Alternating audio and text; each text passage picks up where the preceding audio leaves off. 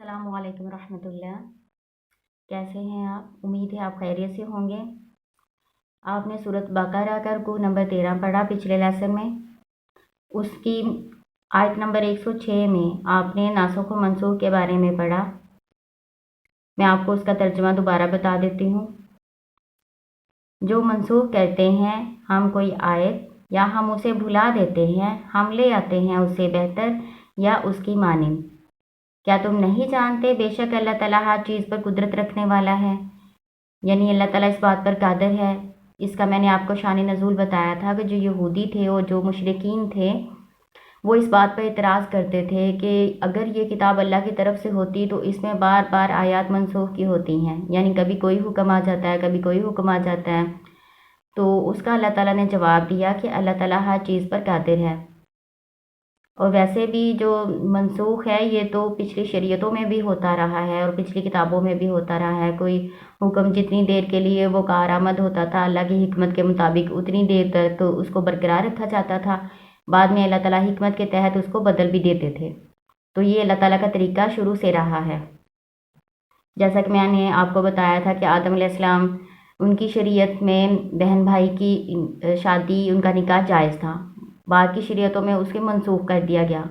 ایسے بہت سے احکامات ہیں جو اللہ تعالیٰ نے حکمت کے تحت منسوخ کیے۔ تو اسی طرح قرآن میں بھی کچھ آیات ہیں جو منسوخ کی جا چکی ہیں، تو اس پر اعتراض کرنے کا کسی کو حق نہیں ہے۔ تو اس لیسن میں آپ کو بتاؤں گی کہ نسخ اصل میں کیا ہوتا ہے اور ان کی تعداد کتنی ہے، ان کی اقسام کتنی ہیں، اور وہ کون سی آیات ہیں جو منسوخ ہو چکی ہیں قرآن پاک میں۔ کچھ پڑھی جاتی ہیں، کچھ نہیں پڑھی جاتی، ان کا حکم باقی ہے۔ تو یہ سارا آج آپ ڈسکس کریں گے اور آسان الفاظ میں میں نے آپ کو سمجھانے کی کوشش کی ہے۔ انشاءاللہ تعالیٰ آپ کو سمجھ آئے گی۔ جو ابتدائی طور پر پڑھ رہے ہیں اور جو بچے ہیں، میں نے انہی کے لیول پر آ کے یہ سمجھانے کی کوشش کی ہے انتہائی آسان الفاظ میں۔ شروع کرتے ہیں اللہ کے نام سے۔ بسم اللہ الرحمن الرحیم۔ نسخ۔ نسخ کا معنی ہوتا ہے ایک حکم کو بدل کر دوسرا حکم لے آنا۔ قرآن پاک میں منسوخ آیات کی تعداد 5 ہے۔ جمہور علماء کے نزدیک فوز الکبیر میں بھی 5 آیات جو ہیں وہ ذکر کی گئی ہیں۔ نسخ کی اقسام جو ہیں وہ 3 طرح کی ہیں۔ نمبر 1، نسخ تلاوت کے ساتھ، یعنی ایسی آیات جو منسوخ تو ہو چکی ہیں لیکن ان کی تلاوت کی جاتی ہے۔ جیسے وصیت کے بارے میں آیت موجود ہے لیکن اب اس کا حکم منسوخ ہو چکا ہے، اب وارثوں کے لیے وصیت نہیں کی جا سکتی، لیکن وہ تلاوت کی جاتی ہے آیت۔ نسخ تلاوت کے بغیر، یعنی ایسے احکامات، ایسی آیات جو منسوخ ہو چکی ہیں، جو قرآن میں موجود نہیں ہیں، ان کی تلاوت نہیں کی جاتی لیکن ان کا حکم باقی ہے، اس پر عمل کیا جاتا ہے۔ جیسے رضاعت کے بارے میں آیات منسوخ ہو چکی ہیں لیکن اس کا حکم باقی ہے۔ نمبر 3، مطلق منسوخ، یعنی مطلق ایک حکم کو بدل کر دوسرا حکم لے آنا۔ جو آیت منسوخ ہو چکی ہے وہ بھی قرآن میں موجود ہو اور جو اس کو منسوخ کرتی ہے وہ بھی قرآن میں موجود ہو اور دونوں کو پڑھا جاتا ہو، تو اسے کہتے ہیں مطلق منسوخ۔ اب میں آپ کو وہ آیات بتاتی ہوں جو منسوخ ہو چکی ہیں قرآن پاک میں۔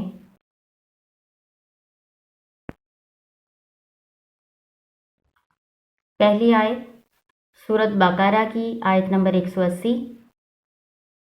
کتبہ لکھ دیا گیا، فرض کر دیا گیا، علیکم تم پر، اذا جب، حضر آئے، احدکم الموت تم میں سے کسی ایک کو موت، ان اگر ترکا اس نے چھوڑا ہو، خیرا مال، للوصیۃ وصیت کرنا، للوالدین والدین کے لیے، والاقربین اور رشتہ داروں کے لیے، بالمعروف دستور کے مطابق، حقا علی المتقین حق ہے متقیوں پر۔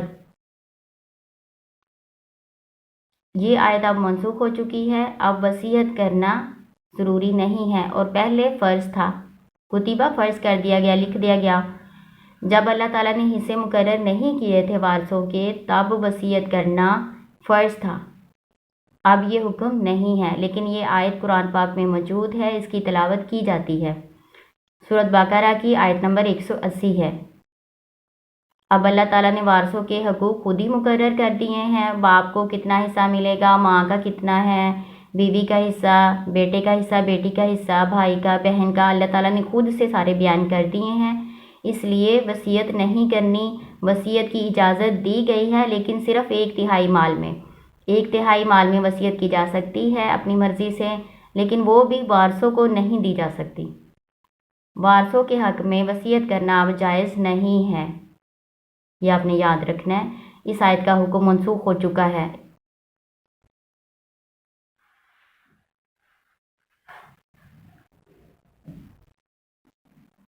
दूसरी आयत, वल्लज़ीना वो लोग जो युतवफ़ौना फौत कर दिए जाएं मिनकुम तुम में से, वयज़रूना और वो छोड़ जाएं अज़वाजन बीवियाँ, वसीयतन वसीयत करना, लिअज़वाजिहिम अपनी बीवियों के लिए, मताअन फ़ायदा उठाना, इलल हौली 1 साल तक, गैर इखराज बग़ैर निकाले।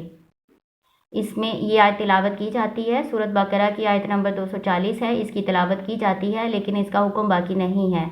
इसमें बताया गया है कि वो लोग जो फोत हो जाते हैं वो अपने फोत होने से पहले अपनी बीवियों के लिए ये वसीयत तैयार करके रखें कि 1 साल तक उनको खर्चा दिया जाएगा और उनको घर से नहीं निकाला जाएगा। यानी इसमें इद्दत की मुद्दत बताई गई है 1 साल। ये हुक्म अब मनसूख हो चुका है। अब सब जानते हैं कि इद्दत की मुद्दत 1 साल नहीं है, बल्कि 4 माह 10 दिन है।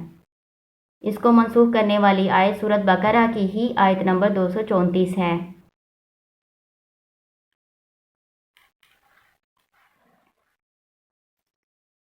तीसरी आयत, वल्लाती यातीनल फाहिशता वो औरतें जो करें बेहयाई का काम, मिन निसाइकुम तुम्हारी औरतों में से, फस्तशहिदू बस गवाह बनाओ, अलैहिन्ना उन पर, अरबात मिनकुम 4 तुम में से, यानी अपने में से 4 गवाह बनाओ, उनके खिलाफ जो गवाही दें। फ़ाइन शाहिदू बस अगर वो गवाही दें, फ़अमसिकूहुन्ना बस उनको रोक रखो, फिल बयूती घरों में रोक रखो, यानी उनको कैद करके रखो, हत्ता यहाँ तक कि यतवफ़हुन्ना काम तमाम कर दे उनका, मौतु मौत, आओ या यजअलल्लाहु बना दे अल्लाह लहुन्ना उनके लिए सबीला कोई राह। सूरत निसा की आयत नंबर 15 है। इसमें बताया गया है, ये आयत तिलावत की जाती हैं, कुरान में मौजूद हैं, इनकी तिलावत की जाती है। सूरत निसा की आयत नंबर 15 है। इसमें बताया गया है कि वो औरतें जो बेहयाई का काम करें और फिर उन पर 4 गवाह बनाओ, अगर वो 4 गवाह गवाही दे दें तो फिर उनको उनके घरों में कैद कर दो। तो इसमें बताया गया है यहाँ तक कि अल्लाह ताला उनके लिए कोई राह निकाले, तो अल्लाह ताला ने राह उनके लिए अब निकाल दी। सूरत नूर की आयत नंबर 2 में अल्लाह ताला ने हुक्म दिया है कि जो शादीशुदा ज़ानी हैं उनको तो रजम किया जाएगा, और जो गैर शादीशुदा हैं उनको कोड़े मारे जाएंगे, 100 कोड़े उनको मारे जाएंगे। मर्द है या औरत जो बेहयाई का काम करेगा उनको 100 कोड़े मारे जाएंगे गैर शादीशुदा होने की सूरत में। और ये तो कुरान में मौजूद है ना, सूरत नूर की आयत नंबर 2 है जिसमें ये हुक्म दिया गया है। अब उनको कैद नहीं किया जाएगा, जैसा कि इस आयत में जिक्र किया गया है कि उनको कैद किया जाए घरों में। अब ये हुक्म नहीं है, लेकिन आयत पढ़ी जाती है, हुक्म बाकी नहीं है। अब उनको कैद नहीं किया जाएगा, बल्कि उनको सज़ा दी जाएगी। वो सज़ा सूरत नूर की आयत नंबर 2 में मौजूद है। क्या सज़ा है कि उनको गैर शादीशुदा होने की सूरत में 100 कोड़े मारे जाएंगे, और शादीशुदा होने की सूरत में रजम किया जाएगा। रजम की सज़ा कुरान पाक में मौजूद थी, अब उसका हुक्म बाकी है, लेकिन वो पढ़ी नहीं आयत जाती। हदीसों से पता चलता है कि इस सज़ा पर अमल दरामद किया गया था आप सल्लल्लाहु अलैहि वसल्लम के दौर में, तो ये हुक्म बाकी है। आयत नंबर 4 जो मनसूख हो चुकी है, इन यकुम मिनकुम इशरूना साबिरूना अगर होंगे तुम में से 20 साबित कदम रहने वाले, यगलिबू वो गालिब आएंगे, मियातैनी 200 पर, व इन यकुम मिनकुम और अगर होंगे तुम में से मियातुन 100, यगलिबू वो गालिब रहेंगे अल्फन 1000 पर, मिनल लदीना उन लोगों में से कफरू जिन्होंने कुफर किया, बिअन्नहुम बावजह इसके कि बेशक वो यानी जो काफर हैं कौम ला यफ़क़हून नहीं वो समझते। इसमें अल्लाह ताला ने बताया गया है कि अगर मुसलमानों की तादाद 20 होगी जो साबित कदम रहने वाले होंगे, जंग की सूरत में साबित कदम रहने वाले 20 मुसलमान हैं तो वो 200 पर गालिब आएंगे। यानी अगर 1 और 10 की निस्बत है, एक मुसलमान के मुकाबले में 10 काफर हैं तो मुसलमान को मैदान जंग से भागना जायज़ नहीं है, ये गुनाह कबीरा है। और फिर अल्लाह ताला ने बताया अगर 100 मुसलमान होंगे तो वो 1000 पर गालिब आएंगे। अब ये हुक्म मनसूख हो चुका है। ये सूरत अनफाल की आयत नंबर 65 है। इससे आगे जो सूरत अनफाल की आयत नंबर 66 है ना, उसी में इसको मनसूख किया गया है इस हुक्म को। उसमें अल्लाह ताला ने बताया है कि अल्लाह ताला ने तुम्हें अब कमज़ोरी देखी है तो अब ये निस्बत नहीं है 1 और 10 की निस्बत नहीं, बल्कि अगर 10 साबित कदम रहने वाले होंगे तो वो 100 पर गालिब आएंगे।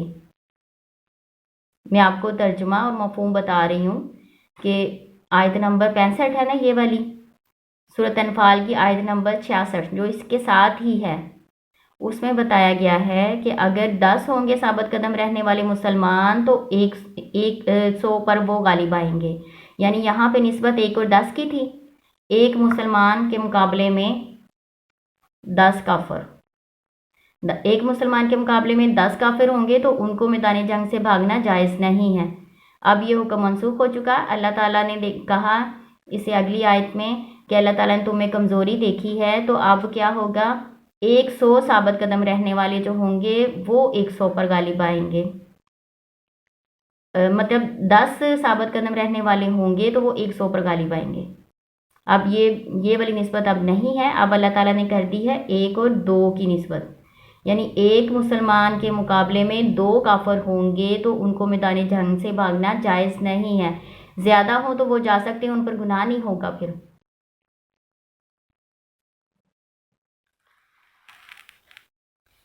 आयत नंबर 5 जो मनसूख हो चुकी है, या अय्युहल्लज़ीना आमनू, ये थोड़ी देर के लिए ये आयत रही थी, बाद में जल्द ही मनसूख कर दिया गया था उसको।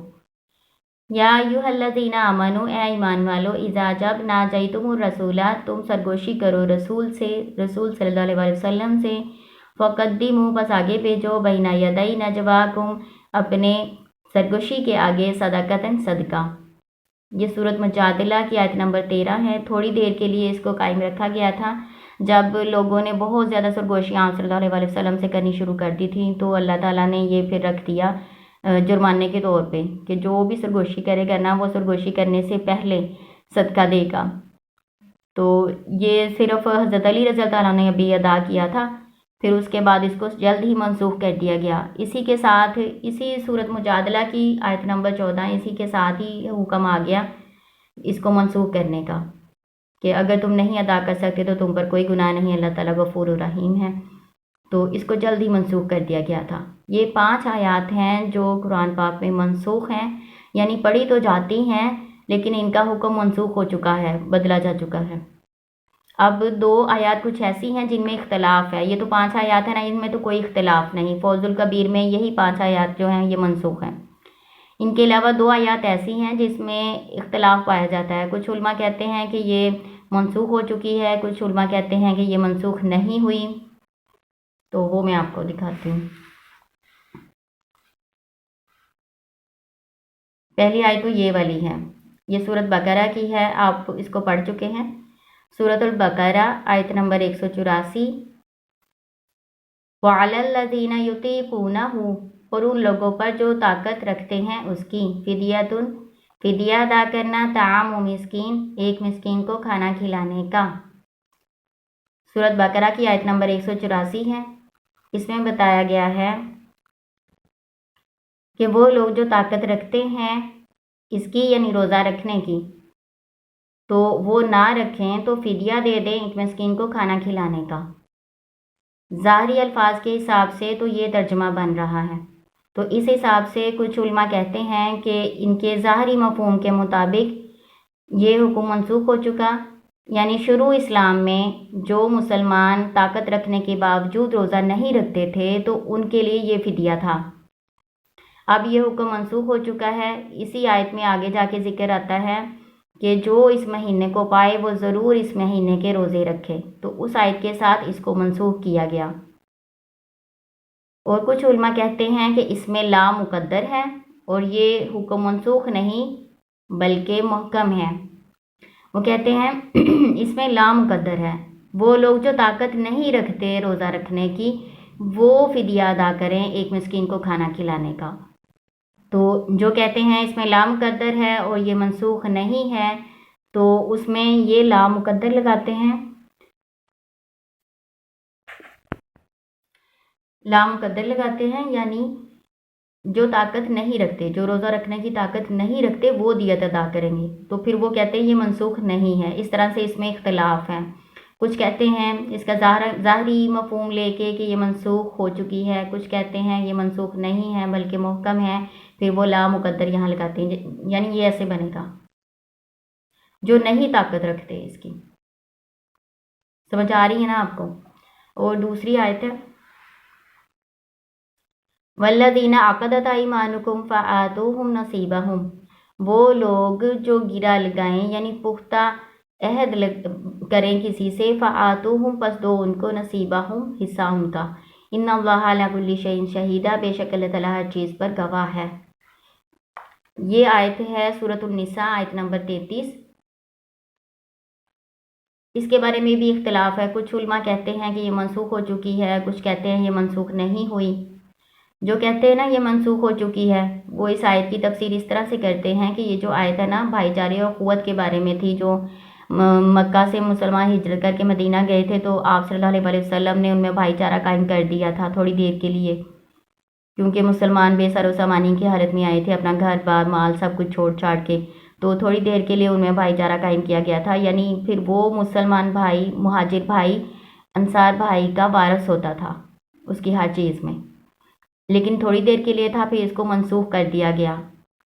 سورۃ انفال کی آیت نمبر 75 میں بتایا اللہ تعالیٰ نے اس کو منسوخ کر کے کہ جو حقیقی وارث ہیں وہی ایک دوسرے کے مال کے بھی وارث ہیں، وراثت کے حقدار ہیں، تو اس آیت کے ساتھ اس کو منسوخ کیا گیا۔